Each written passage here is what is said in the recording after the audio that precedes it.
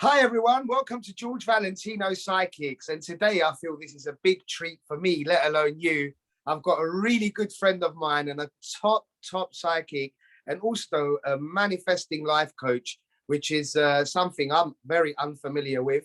So I'm going to introduce Amanda. Amanda, hi. Thank you for joining me today. Great to have you on. Tell me a little bit about this manifesting life coach stuff. I'm really interested to know.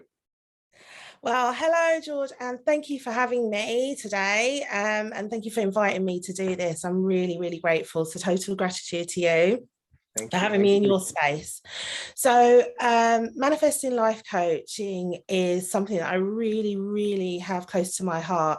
I started off doing this about 5 years ago as a spin-off from my tarot readings, and I realized that a lot of my clients didn't really want predictions. That was just the people that were coming to me. They wanted guidance in how to progress in their life and the steps, helping them to make a desire map. And so I was running these meditation classes and I was teaching people to do these desire maps where you can use tarot and goddesses and the moon energy and all crystals, everything, any energy you want to manifest the life that you desire. And so how we do it is that, to say, I could use the magician card, for instance, so that you could find the tools that you need, your tools that were given to you from birth that you may have lost or forgotten about. You could use that card to help you manifest those tools into your life. I feel that tarot has a really powerful energy. People are quite scared of it, but it's just glorious. And I feel that though each card has its own embodiment, its own personality in a sense. And so that's how I use them to help people in my manifesting life coaching. I love that. And excuse me, I'm a tarot connoisseur myself, but I love what you said. And this, what you're saying, is actually, from what I recall in my studies, is an ancient craft with arcanas. Yeah. So in Wiccan pagan times, they would use cards like the magician for healing. I don't know if that's the same philosophy. Yes. And I really love working with people that, I don't want to say that are good or great at tarot, but people that really understand it. Because for me, I don't know if you would agree, from dowsing to runes, then Ouija board, then tarot. Tarot for me, and card techniques are like the latest technology, like iPhone. Yes, I totally agree with you. It's a really powerful way of tapping in to that cosmic force. And I think people really misconstrue tarot and they just think it's a silly little game, and it can be nice and joyful and it can be entertaining.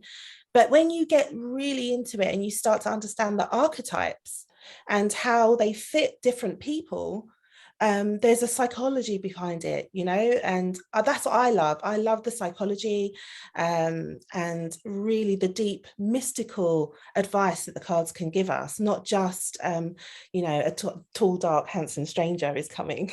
That's nice as well, but it's more powerful than that.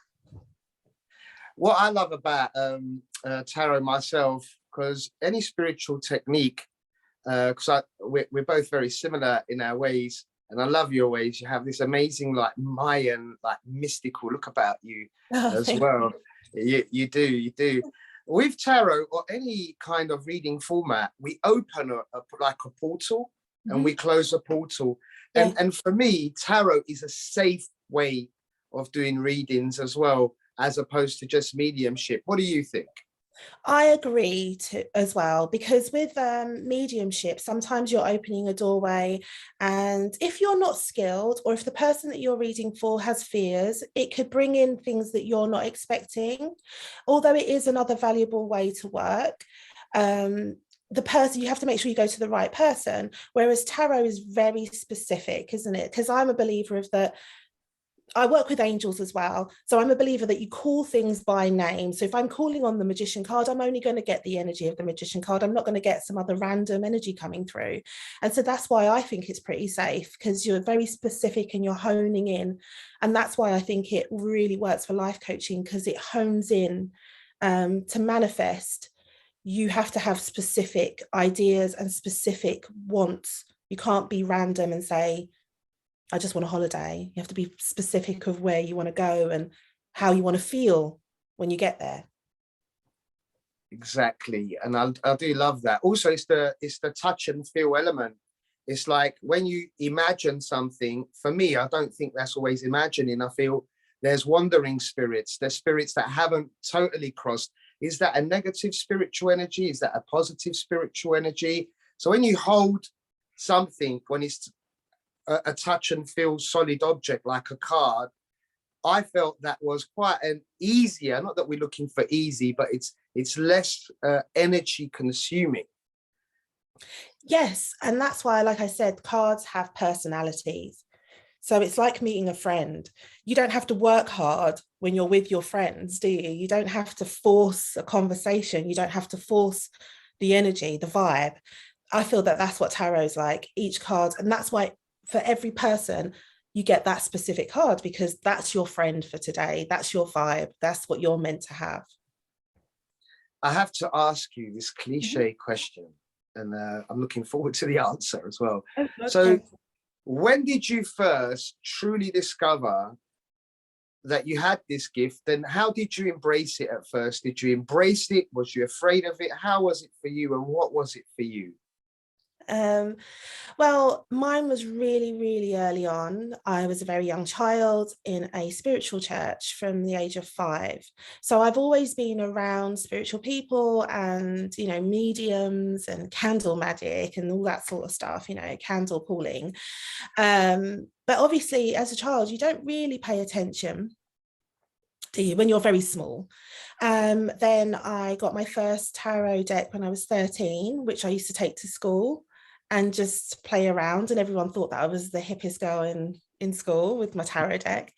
My tarot cards didn't really come to play into my life until I was about 25, where I had a bit of a tower moment. I'm sure you know what those are as well. Yeah. We all have a tower moment.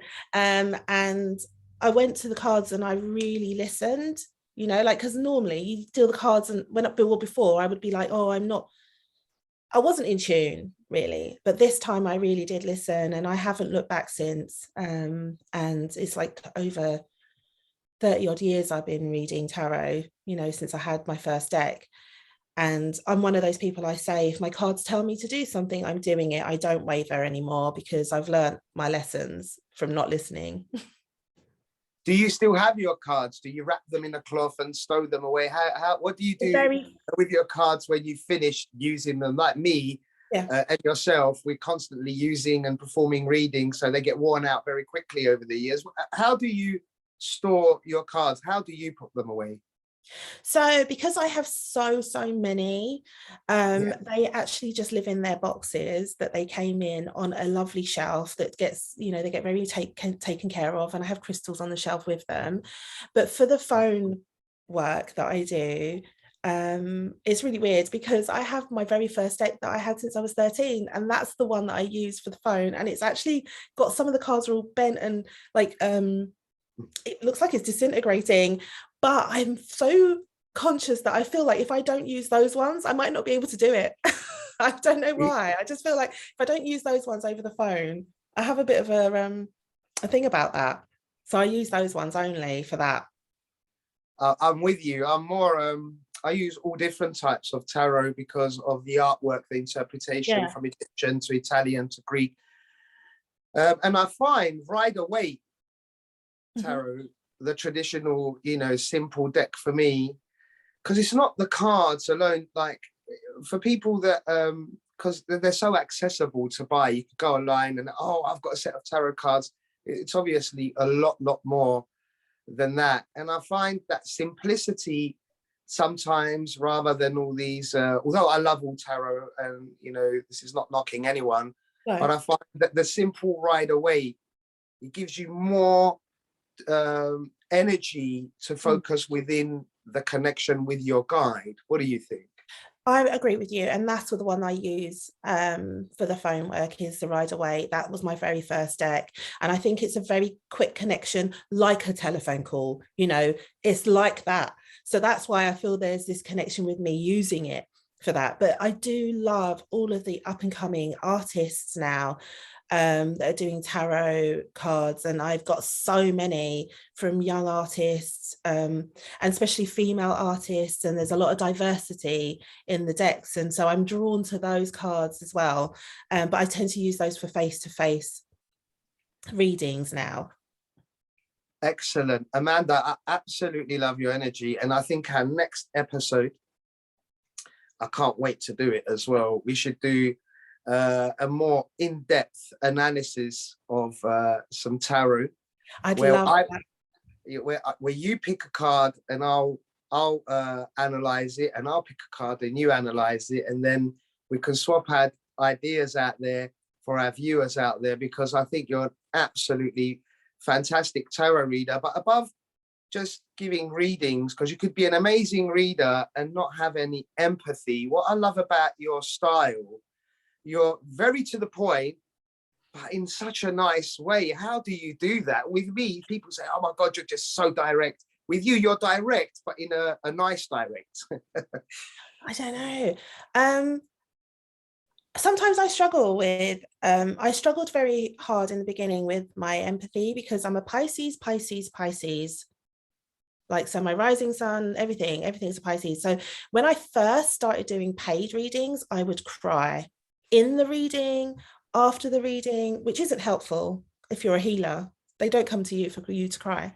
So I've had to learn to kind of, this is where the angels come in to play when I'm working, because I use Archangel Michael to help me stand strong and be protected.